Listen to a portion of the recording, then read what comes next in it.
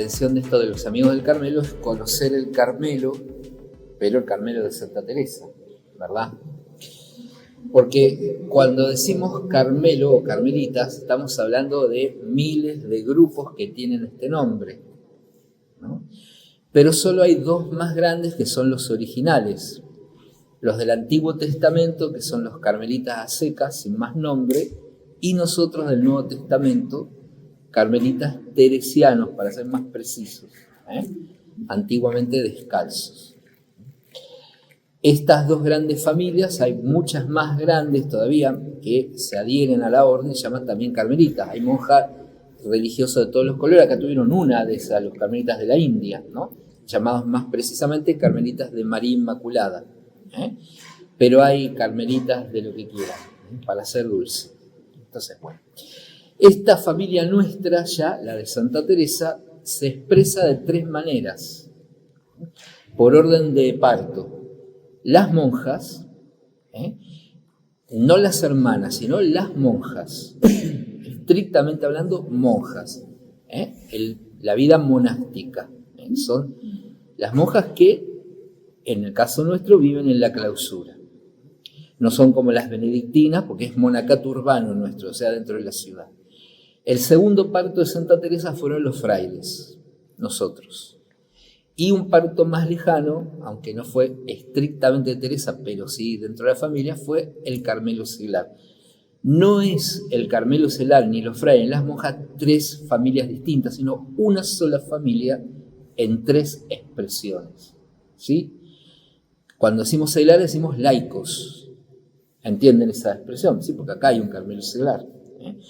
Laicos que viven el espíritu del Carmelo de Santa Teresa en la vida cotidiana, la vida familiar, en el trabajo que tienen, etcétera, etcétera. Las tres formas son don del Espíritu Santo al servicio de la Iglesia.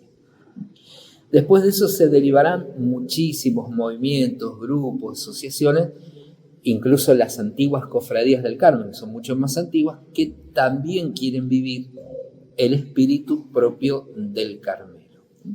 Hemos dicho un montón de veces Santa Teresa, porque Santa Teresa es la fundadora de esta familia.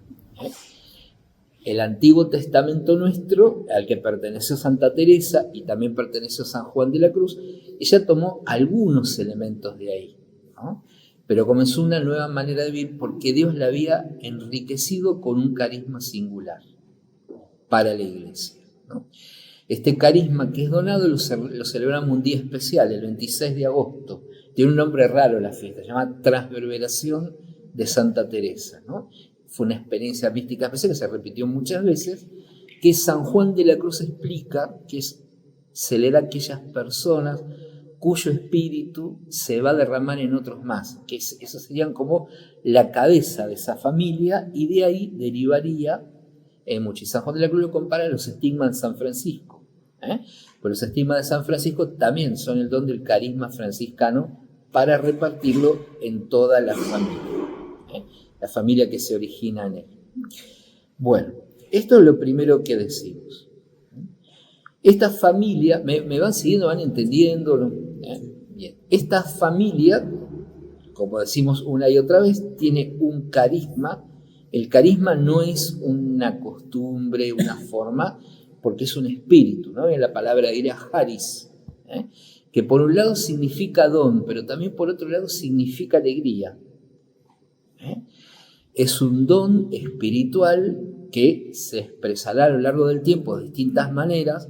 Cuando uno se queda con la forma que fue expresada en un tiempo, se está quedando con el envase y dejando el contenido, ¿no? O sea, como ustedes les regalaran, no sé, una caja de alfajores, el espíritu son los alfajores, lo dejan de lado y se van muy contentos con la caja para todos lados, y se obsesionan con la caja y quieren tener la caja agarrada a toda costa porque esto es el don. El don estaba dentro.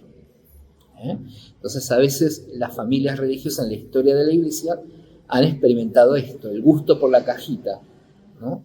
Y el descuido del alfajor. No podemos ir muy lejos, ¿no? Muy bien. Santa Teresa comienza esta aventura, esta gracia, en 1562, cuando tiene el primer parto, que son las monjas, en la ciudad de Ávila, 24 de agosto de 1562. Pero esto brota, como dije, por un carisma, y este carisma viene de antes de toda una experiencia, una vivencia espiritual, que comienza unos 20 y tantos años antes, que es el proceso de conversión, de experiencia especial de Dios, de camino de Dios, hasta llegar a concretarse en este primer parto. Si quisiéramos decir una sola palabra que sintetizara todo el Carmelo teresiano, no los demás, el Carmelo teresiano, ¿cuál sería? Amistad. ¿Sí? Porque Santa Teresa tiene dos definiciones que abarca la amistad. La relación con Dios es tratar de amistad. Y la relación con la comunidad, con los hermanos, aquí todos han de ser amigos, aquí todos son de amar, aquí todos se han de ayudar. Así que amistad para los dos lados. Lo que pasa que, yo se lo explico siempre a muchos, ¿no? Santa Teresa no era argentina, ¿no? Que uno se encuentra en la parada del colectivo durante un mes a las mismas personas y ya dice, te presento a mi amigo, pero no sabe ni quién es, ¿no? Santa Teresa vive en el principio de la modernidad, y la modernidad estaba fascinada con los autores clásicos, los griegos y los romanos, que tenían un concepto muy alto, muy desarrollado de la amistad. Por ejemplo, en la antigua iglesia, San Agustín también tiene un gran concepto de la amistad que depende de estos, de los clásicos, y él lo desarrolla de muchas maneras, porque San Agustín era un hombre muy de amistad. Después, en el siglo XII, también los monjes cistercienses, los padres de los trapenses, de ellos salieron, también tenían una afición especial por la amistad. Pero quien lo vive, porque era su don natural, y quien lo vuelca como relación con Dios y con los hermanos, es Santa Teresa. Así que este es el primer sello que reviste la relación con Dios y la relación con los hermanos de muchísima humanidad. Y esto es, pero muy evangélico, porque el creyente en Cristo, cuanto más humano, más divino. Y cuanto más divino, más humano. ¿A imagen de quién? Que lo es por naturaleza. Jesucristo. Porque Santa Teresa también nos va a enseñar continuamente a poner la mirada en la persona de Jesús, incluso en la oración. Ella lo habla con claridad, con la fuerza, es decir, la humanidad de Cristo. Entonces está hablando de la carne de Jesús, porque una vez se puede decir Cristo y puede decir una idea, una abstracción, ¿no? Ella habla de la humanidad de Jesús, el Cristo real, el Cristo histórico, el Cristo evangélico, el Cristo que a la vez es resucitado. Esto es lo que va a caracterizar todo el Carmelo, ¿no? Y esa continua amistad, trato de amistad, que tiene que llegar a ser contemplación, que ciertamente es don, pero también hay una parte que la podemos conseguir nosotros, eso va moldeando desde adentro de la persona, la va cambiando. Aunque la persona también tiene que poner su parte de cambio, siempre, ¿no?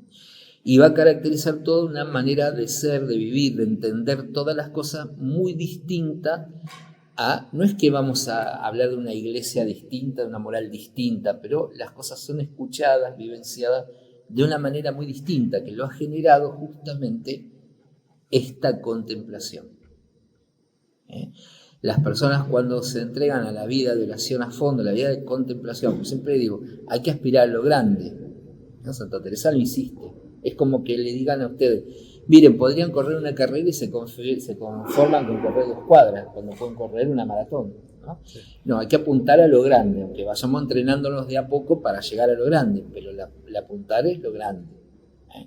Entonces, a ese don tan sublime, que como don absoluto no sabemos si Dios nos lo va a dar, pero a veces no lo recibimos porque no estamos preparados, no nos hemos entrenado. Hay una parte que sí la podemos hacer nosotros, y esa parte, que ella la va a llamar oración de recogimiento, y después en la orden se va a llamar, esto es la contemplación adquirida, la que podemos ganar por nuestra fuerza. Esa también nos dispone una abundancia de gracia muy especial. Uno cuando escucha estas cosas dice, no es para mí, porque yo no puedo, porque yo no quiero, pero bueno, el Carmelo empieza por otro lado. Tiene una manera de entender al ser humano muy distinta. Porque ser carmelita teresiano es un modo de ser y de estar en la iglesia, una manera de entender a la humanidad. Por eso Teresa tiene una lectura del ser humano que partió justamente de esa experiencia tan singular que tocó su vida y la transformó. Y ella lo vuelca de muchas maneras, pero en una especialmente, que es el libro de las moradas o castillo interior, donde nos dice, pero ¿qué es? Ella en el lenguaje de su época dice el alma, ¿no? Nosotros le llamamos, bueno, ¿qué es la persona? Y uno cuando dice qué es la persona o qué sos, quién sos, empieza a pensar en todas sus fallas, en sus límites, o en las expresiones con que se juzga, se sentencia por sus errores, o a lo mejor se le suben los pájaros a la cabeza por sus logros, ¿no? O las cosas que otros han dicho de uno. Pero Santa Teresa busca, ¿y Dios qué dice de nosotros? Y es ahí que dice, ella había recibido una gracia muy especial antes que le ayudó a ver que el ser humano es como un castillo, pero fíjese la imagen que junta, ¿no? Todo de un solo diamante o muy claro cristal. Y enseguida nos dice, no encuentro otras palabras para explicar la hermosura del ser humano. El que sea es un castillo, todo de un solo diamante, muy claro cristal. ¿Y por qué está segura que es así? Basta decir que fuimos creados a su imagen y semejanza. Esa es una verdad que se nos olvida muchísimo. Fuimos creados a su imagen y semejanza. Dios nos hizo así. Y sigue agregando, dice, es una perla oriental. Antiguamente decía una perla oriental, hoy diríamos una perla filipina, ¿no? Son las perlas de una calidad increíble por su belleza, ¿no? Y dice también, un árbol de vida plantado junto a las aguas de la vida, que es Cristo mismo, ¿no? Sí, va juntando muchas y muchas y muchas imágenes que dice, esto es el ser humano. Esto soy yo, esto es el que está acá, el que está más allá, el que viene a pedirnos, el que encontramos en la calle, el que necesita nuestra ayuda, la persona mayor, el que ya está perdido por el Alzheimer, el que es un niñito. Es un castillo de un solo diamante o muy claro cristal, perla oriental, árbol de la vida. Y es así como hay que mirarse y mirar a todo ser humano. Eso es lo primero que nos enseña Teresa. Y enseguida nos dice, pensar que podemos tener conversación nada menos que con Dios. Pero ¿qué pasa? Resulta que este castillo, que está habitado por el mismo Dios, porque dice, tiene un montón de moradas, hay de todo adentro del ser humano, ¿no? Hay muchos millones de recovecos adentro del ser humano que lo hace, y esas moradas tienen fuentes, tienen jardines, tienen estancias, se puede pasear por adentro todo lo que uno quiera, hay de todo dentro de cada uno, porque Él es la belleza de Dios, ¿no? Pero estamos viviendo en la periferia, del lado de afuera, porque nadie nos dijo que teníamos que entrar. Dice Santa Teresa, me van a decir que estoy loca, dice, porque uno es uno mismo, pero hay que entrar dentro de sí mismo, ¿no? La puerta, dice ella, es la oración. La puerta es la relación con Dios, el trato de amistad. Y ese trato, al principio, nos va a costar. ¿Por qué? Porque vamos a pelear con Dios. ¿Y cuál va a ser la pelea? La aceptación de nosotros mismos como somos. Aunque va a llegar como plena gracia cuando estemos casi al final del recorrido, ¿no? Que esa aceptación comienza a ser la suma humildad. Que Teresa dice, la humildad es una sola cosa, caminar en la verdad de uno mismo. Si yo digo solamente cosas negativas de mí mismo, no tengo otra mirada de mí mismo negativa, estoy mintiéndome. ¿Por qué me lo han metido en la cabeza? O yo me convencí que es así. Y a veces la raíz de eso puede ser el orgullo, ¿no? esa mirada es parcial, es mentira. Si yo miro solo de otra punta, lo mío todo positivo, yo soy el perfecto, yo no tengo nada, también es mentira, ¿no? Es una mentira, porque es parcializado, una media verdad, ¿no? Cuando yo veo las dos partes juntas, las voy aceptando, me voy reconciliando, estoy viendo la verdad, ¿no? Una verdad querida y amada por Dios tal como es. Nosotros somos barro por el pecado, sí, pero también somos luz.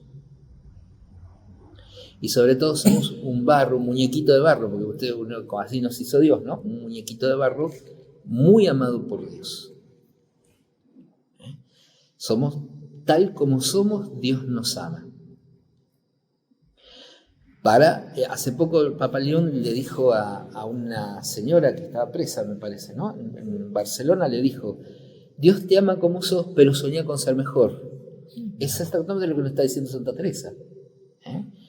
Dios te ama como sos, pero ese amor no es para que te quedes ahí y sigas llorando, o te quedes sentado bajo de la lluvia, sino para que empieces a caminar por dentro, porque Dios te sueña y te quiere dar cosas que te hacen más lindo, mejor. Entonces yo primero entiendo esto y entiendo esto de los demás, y entiendo que todos estamos en camino, ¿no? Que yo no voy a encontrarme con ella es perfecta y no le tolero sus fallas, sus errores, lo que sea, porque no está a la altura de lo que mi cabecita loca quiere que esté, ¿no? Eso quiere decir que todavía, más que haber entrado y haberme fijado en la morada central, estoy afuera y me estoy mirando el ombligo. Entonces tengo que aprender a aceptar, aprender a comprender, aprender a amar a cada uno tal como es, ¿no? Y Santa Teresa dice, pero también para ayudarnos mutuamente en este caminar, ¿no? Porque el otro también tiene que crecer, yo también, ¿no? Así que lo primero es reconocer que somos ese castillo habitado, que el castillo a lo mejor está un poquito deteriorado, hay que hacer una obra de restauración, ¿no? No hace falta, el patrimonio no lo va a dar el gobierno, lo va a dar Dios mismo, así que lo tenemos, ¿no? Pero hay que ponerse a laburar, porque ese castillo tiene que mejorar. Entonces lo primero, habitarlo, habitarme a mí mismo. Santa Teresa tiene una experiencia de muchos años, larga, muy mal, que estuvo fuera de su castillo. Y ese estar fuera muchos necesitan que estemos fuera. Porque la persona sin interioridad no es humano plenamente, es un juguete que puede ser manipulado de la manera que quiera, ¿sí? Manipulado por los propios impulsos interiores, manipulado por el egoísmo que no lo está trabajando para que Dios exprese la redención, manipulado por el ambiente, ¿no? Entre las cosas que nuestro egoísmo propone, ya habla de uno que es fatal, que se llama, justo lo evocaron en la adoración, ¿no? La honra. En realidad es negra honra, dice ella. ¿Qué es eso de la honra? Es un tópico de la época de ella, ¿no? Pero tiene dos características. No me puedo encontrar con mi verdad, porque me armo una mentira de mí mismo, ¿no? Y no puedo encontrarme con los otros, porque los miro desde arriba. Entonces la honra es una forma de ego, es una mentira existencial, es aspiracionismo, es una manera de considerarme superior a los demás como venga, ¿no? Es una gran mentira, ¿no? Que no permite la comunión con Dios ni con los hermanos. Bueno, eso lo vamos a desarrollar un día bien lejos para que todo el mundo se caiga al pelo, solo saber lo que es. Porque uno puede pensar, esto es la cosa de los castellanos, del simple, de Santa Teresa, venía de los romanos, sí, y de nosotros también, y está bien metido en nosotros, ¿no? Esa forma de ego que no nos hace humanos, nos deshumaniza, ¿no? Y nos hace carne y objetivo para quien tiene intención de mantenernos afuera, que no hagamos este proceso, porque la transformación de la persona es tan poderosa y tan fuerte, porque la hace Dios, que a muchos no les conviene. El que quiere controlar a los otros, el que es codicioso, la persona que nos va a proponer 1000 formas de deshumanización. ¿no? Nosotros saben que hay una carmelita descalza que entró al Carmelo, se convirtió del judaísmo, del ateísmo y se hizo religiosa por la lectura de Santa Teresa, del libro de la vida. Es una gran doctora en filosofía, Edith Stein, discípula preferida de Husserl, se hizo carmelita y terminó mártir en el campo de concentración de Auschwitz en 1942. Ella, que se dedicó mucho al estudio de la antropología, de la pedagogía y demás, decía, si al ser humano le sacamos su interioridad, lo estamos mutilando. No hay humano. Lo estamos dañando seriamente. Es como amputarle una parte a una persona. San Agustín también experimentó lo mismo. Siguiendo todas sus pasiones, sus desórdenes, todo lo demás, permanecía en la periferia. ¿No? Entrar dentro a veces asusta, porque uno ve el desorden que hay y que hay mucho polvo acumulado y que la casa no está bien, y cuidado, vamos para adentro con tranquilidad porque el Señor va con nosotros. Sin embargo, hay un momento de la etapa que algunos se la cree que ya está todo listo, que son las terceras moradas, y que Santa Teresa dice, no se preocupen que estos de acá no pasan más lejos. Y uno dice, ¿cómo? Pero si recién nos dijiste que esto era tan bueno.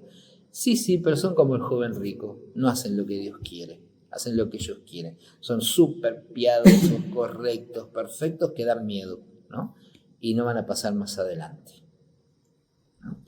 Pero volvamos a la entrada, ¿no? Entrar en sí mismo es reconocer todas estas cosas que me están manteniendo fuera, que son mecanismos de evitación, ¿no? Santa Teresa, por ejemplo, tenía un duelo muy grande no resuelto. La muerte de su mamá cuando era muy chica, cuando tenía unos 15, 16 años, la soledad de la casa, la entrada, el papá como veía que se estaba alocando un poco por las cosas que le metían en la cabeza a los primos y otros familiares, la encerró en un convento que en aquel entonces, una especie de escuela pupila, digamos, no que la hizo monja, ¿no?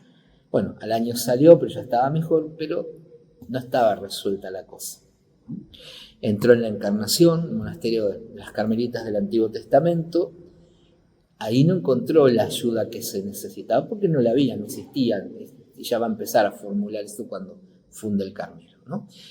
Entonces ella descubre que es muy buena, es muy piadosa, pero algo está faltando acá, ¿no?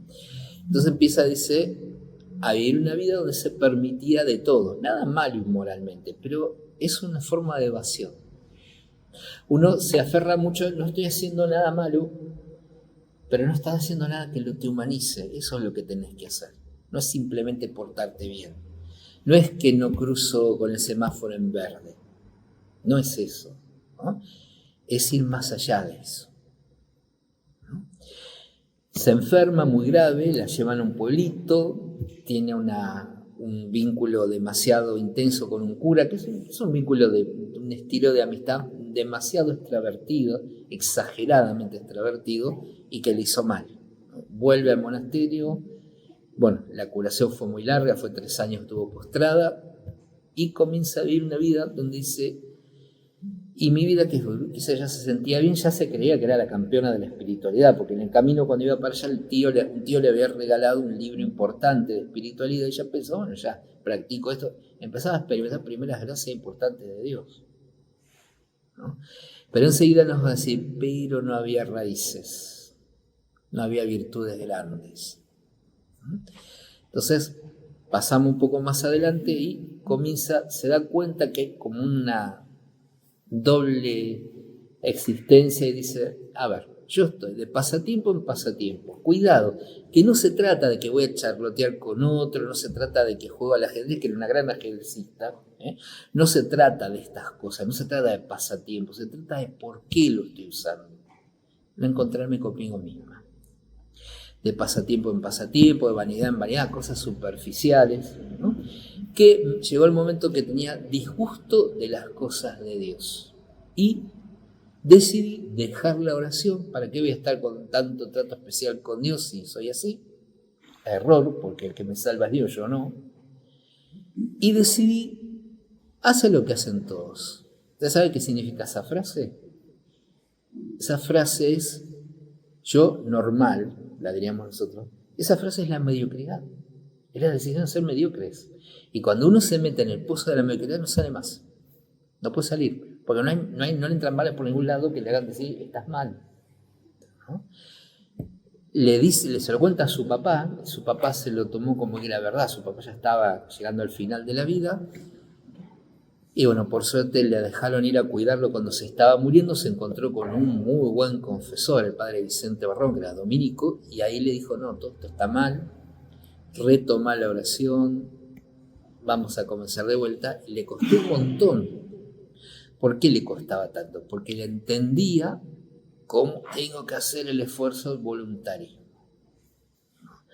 Hasta que un día, después de muchísimos años, ¿no? Y descubrir que teniendo esta ambigüedad, siguiendo con los pasatiempos, con toda esta historia, descubre que en una imagen que habían llevado a guardar al monasterio, que él la amaba. Amaba, Jesús te ama, a cada uno nos ama. Y esto es lo que la cambia completamente. Entonces empieza a experimentar la oración de otra manera, comienza, digamos, la parte principal de su conversión, pero no termina ahí, porque todavía Dios va a tener que trabajarla mucho, pero va a ser de otra manera. Y es entonces que empieza a decir, no, miren, no basta con rezar. Hay que empezar a mejorar la vida, pero sobre todo tentar las grandes virtudes. Nunca conformarse con ser correctos, que eso es lo que hacen los que decimos de las terceras moradas que no van a ningún lado. Entonces, la propuesta de Teresa es para las monjas, enseguida así para los frailes también, y obviamente que para todo laico que lo lea, porque fue directora espiritual, entre comillas, de un laico, ella, de su propio hermano, Lorenzo. Tiene unas cartas muy lindas donde lo ayudan a crecer en la oración, y efectivamente ella después dice, porque muere muy pronto, muere antes que ella, le dice a una monja que quería mucho, le cuenta un poco que había muerto su hermano, y le dice todo lo que había crecido Lorenzo, ¿no? Interiormente. Bien, así que lo primero es, Dios nos invita a vivir en una amistad con Él y con los hermanos, somos su imagen y semejanza, somos invitados a vivir en la interioridad para ir dando testimonio desde ese momento que empezamos hasta el fin de la nueva creación que es cada uno, gracias a la redención de Jesús. Por eso se necesita aprender a fijar la mirada en Jesús. De Él tenemos que aprender, ¿no? Cómo son las cosas. No es simplemente portarse bien. ¿Cómo era Jesús? ¿Qué haría Jesús en esto? ¿No? A lo grande, aspirar a lo grande, ¿no? Siempre sabiendo que Él es el que nos lleva, que Él es el que nos da la gracia, que el que pone el deseo es Él. Y esto es lo que va a ir generando en nosotros nuevo, pero nunca aislados, sino aprendiendo a ser comunidad. En un momento ella está hablando el libro de la vida y se desboca con esto y dice, para nosotros los 5 que al presente nos amamos en Cristo, dice, ¿no? Tiene un grupo de oración con otros, algunas no sabemos muy bien quiénes eran, de adentro y fuera del monasterio, ya después de su conversión, y tiene este grupo, los 5 que al presente nos amamos. Es la primera definición de comunidad de Teresa, los que al presente, lo que en este momento, desde este momento nos amamos en Cristo, primera definición de comunidad. Cuando inaugura el Carmelo, que era la época de reforma, que después algún fraile trastornado hizo que quedara todo como una reforma, no ella, cuando le preguntan qué es, ella nunca dice esto es un monasterio, esto es una estructura, acá somos los mejores, ¿no? Ella dice, bueno, esto es la casa de Betania. ¿Qué era la casa de Betania? La casa de los amigos. Exactamente. ¿Quiénes eran los amigos? Casa de Betania, donde Jesús le gustaba ir. Ahí vivían ¿quiénes? Marta, María y Lázaro. Y se querían muchísimo los tres. El Evangelio de Juan, cuando comienza en el capítulo 11 a narrarnos la resurrección de Lázaro, dice 800.000 veces, Jesús quería mucho a Marta, a María y a Lázaro. Jesús quería mucho a Lázaro, a Marta y a María. Y los va cambiando de nombre, pero lo repite y lo repite y lo repite. Eran unos amigos muy fuertes, Jesús. Tercera definición, somos amigos fuertes del Señor. ¿Sí? Otra, somos colegio de Cristo. Pero no como colegio como el que está acá al lado, sino como el colegio de abogados, el colegio de médicos. Ese somos gente colegiada en Cristo, ¿no? Otra definición. Somos también, dice ella, palomar de la Virgen, porque el Carmelo es de María, ¿no? Esas son las imágenes que ella recurre para explicar quiénes somos. Cuando digo quién, estoy diciendo los frailes, las monjas, los seglares y todos los que se arrimen, porque empiezan a formar parte de la familia. Los queremos también, como amigos, los invitamos a ser amigos. Esas imágenes son muy fuertemente bíblicas. Casa de Betania, amigos fuertes, colegio de Cristo.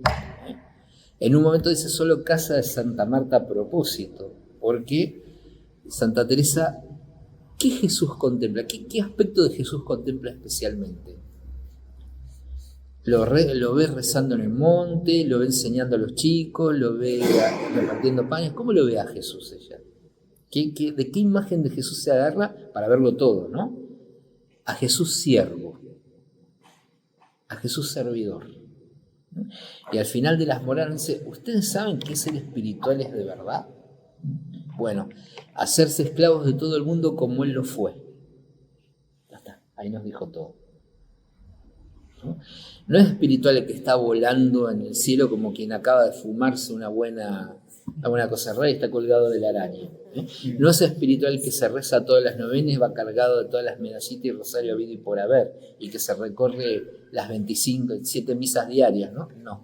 Espiritual es el que se hace esclavo de todo el mundo como Él lo fue. Hay una diferencia muy grande, ¿verdad?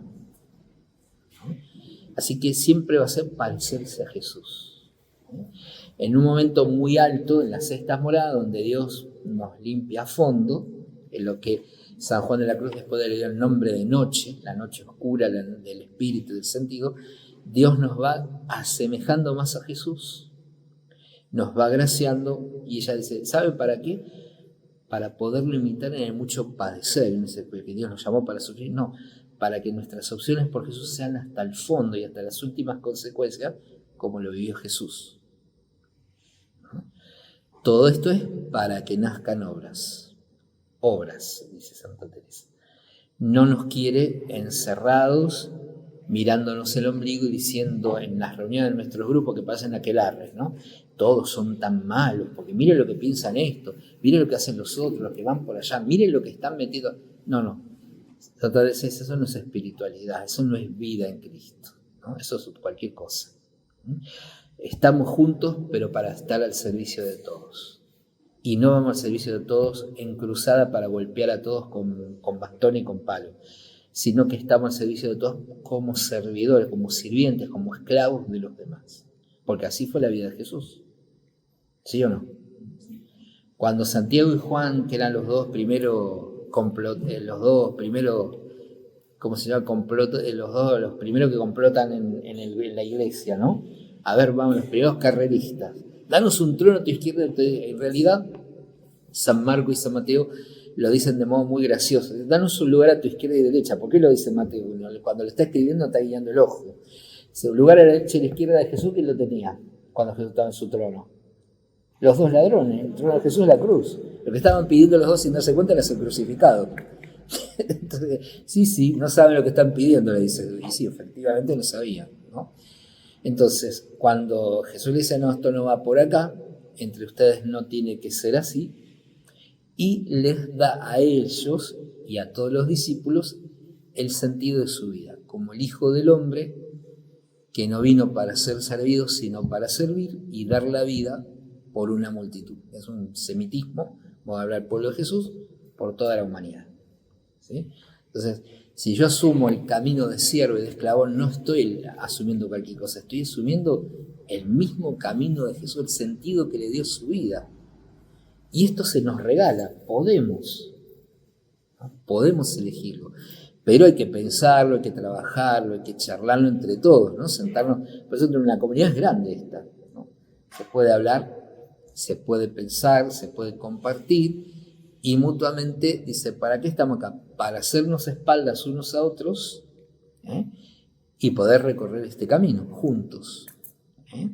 En este camino estamos invitados, había un personaje del Evangelio que a Santa Teresa le gustaba mucho, que era la samaritana, ¿no?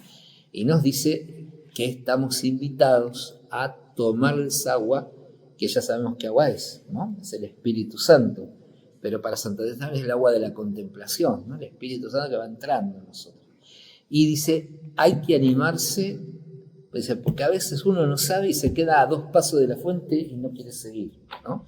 Y no le quedaba más que inclinarse y tomar el agua, ¿no? Entonces encuentra dificultades, no sabe que puede, ¿no? Era como ese que vino nadando desde África hasta el Río de la Plata y cuando le faltaban 6 metros para ganar la competencia, yo estoy cansado, me vuelvo a África, y se dio la vuelta, ¿no? Nadando otra vez, pero no quiso cruzar la... Bueno, eso suele pasar con el que no cree que esté invitado a esto, dice... Y ella dice, muy bien, Jesús no dijo, vengan acá todos, que yo voy a ver a quién se lo dijo. No, vengan todos. Vengan todos, ¿no? A beber de esta agua que cambia y transforma la vida. Ahora, yo tengo que tener, no importa que yo tenga 153 años. Todos acá son jóvenes, nos llevan a los 20, 153 años, porque todos podemos cambiar. Si Dios me invitó a esto, quiere decir que me está diciendo esto, yo vine, porque Dios también me atrajo, ¿no? Aunque no me mandó un WhatsApp, ciertamente, ¿no? Pero me atrajo, sentí la invitación, me gustó, me interesó, aunque venga simplemente un poco para distraerme, pero puede ser la forma en que Dios comience a decirme, yo te quiero acá, te quiero para amigo mío, ¿vivimos esto? ¿Les parece vivir esto? ¿Te parece? Invitarlo a obviamente que no puedo resumir todo porque acá caen muertos, ¿no? Los sacamos todo en ataúd, porque es mucho, ¿no? Es una familia muy grande con una abundancia de don de parte de Dios inmenso, ¿eh? Nadie tiene que sentirse menos, sino que todos tienen que sentirse felices de ser invitados, ¿no? Y entender que en el camino hay muchas cosas para valorar, para vivenciar, para encantarnos y otras que habrá que cambiarlas, pero no las cambiamos porque simplemente somos malos, sino porque se nos da algo mejor, ¿no? Algo más grande, algo que no esperamos. ¿Quieren preguntar algo antes?